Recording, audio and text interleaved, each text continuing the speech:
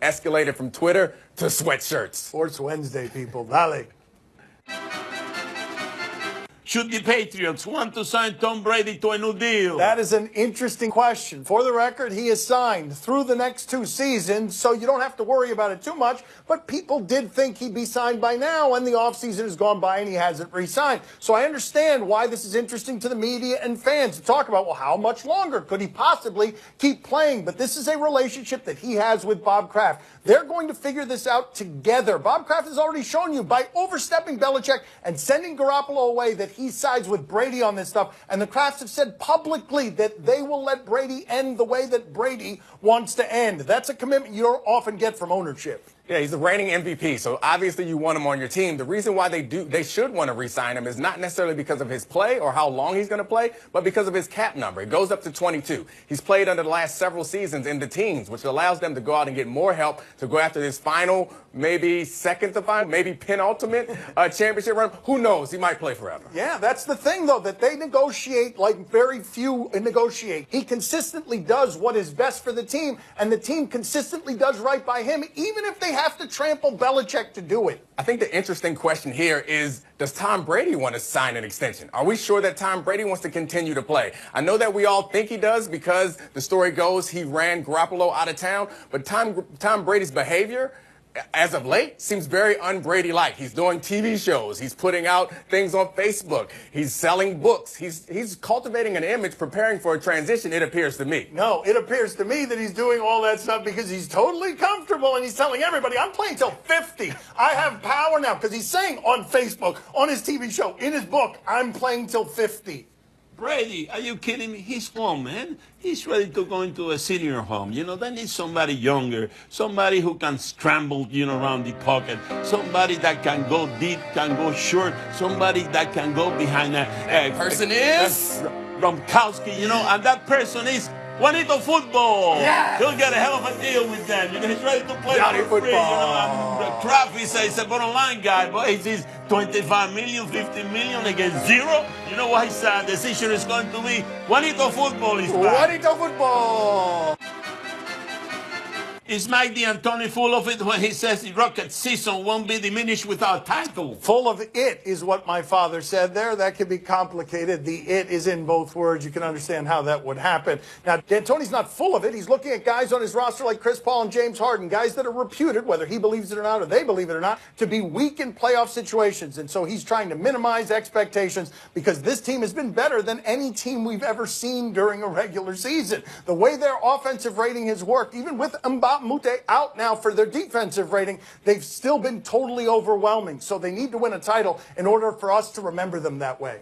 Yeah, but what we remember is the final picture. That's what it comes down to. So I agree with you that the final title is how we're going to remember this team. But it's possible that Daryl Morey and the Rockets have been talking about how they are built to beat the Warriors. Is there any chance that if they get to the Warriors, beat the Warriors, and lose in the final, we can look back at this and say this team accomplished what they set out to accomplish? That's very funny right there. If they beat the broken Warriors 7-10 in their last 17 games, then the Rockets could say, hey, we succeeded. And ladies and gentlemen, the Utah Jazz are your champion. Are you kidding me? D'Antoni, wasn't this the guy that had all kind of wins with his sons a number of years ago with Steve Nash? And what happened to him in the playoff? They lost in the well, that's it. That's your answer, that's your answer. The guy, answer. when it comes to the big one, buddy, he can deliver. That's all I got to say. Oh, really? Oh, wow. Okay, it's very aggressive. I don't think of D'Antoni that way, but I don't think what I think matters.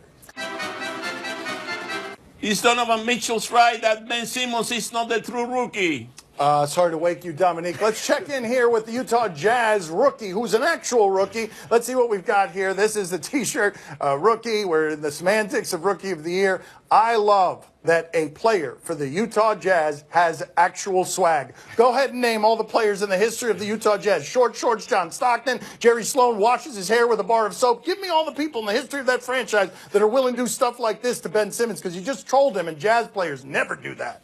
But Ben Simmons made a good point. If this is his argument, then he's already won. He's right. Donovan Mitchell didn't talk about how he had a great game against the defending champs, how they beat him, how he set the rookie record for threes made. He doesn't talk about any of that. He talks about this semantics argument. And if you really want to get down into the semantics, it says play.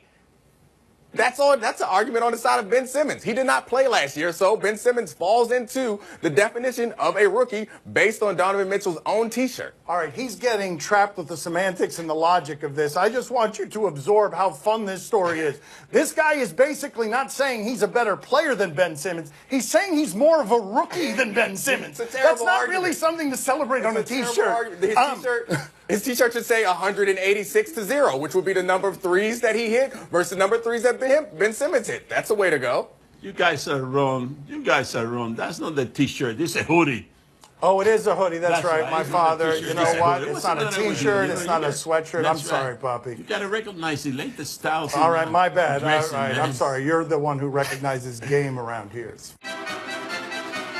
Do NBA teams look foolish for leaving Andre Ingram in the G League for 10 years? Oh, sports television on a Wednesday, baby. The producers of this show took a feel-good story from Lakers last night. The Lakers haven't had anything positive. And what do they see?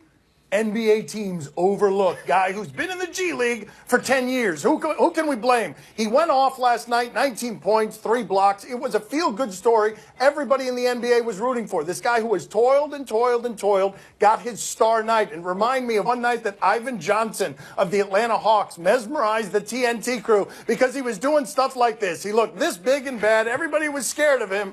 And it was a feel-good story for one night that went away and I believe played in Turkey for a while. So you brought up some of his stats, 19 points. He was also 6 or 8, but the stat that's most important to me is that he's 32 years old. So is Chris Paul. Why does he look so old? That G League living is rough. Man. Yeah, that is. They stop driving them around on buses or whatever they're doing. Yeah. I'm 35, and I look like I'm 5 years younger than that guy. And he plays football. Yes. The G League, awful. He's undersized. I got 4 words for you. 4 words for you. For me, for America, 4 words for who? For everybody. All right, for everybody. Listen to what Bobby has to say. Rookie of the Year. Yes. Andre Ingram. Why'd we just do that? Coming up next on Highly Questionable. He's got to be. Stevenson's got to be happy here. He's got to be happy because Dwight Howard looks like he's got a layup and bang! Great defense, preening, pose, dunk. Oh, I'm still preening and posing. I don't care what happened. I'm staring at the crowd in a game that we lost at home by 40 points. The Lance Stevenson experience. My Son's TV show is brought to you by Liberty Mutual Insurance. Liberty stands with you. At Joseph A.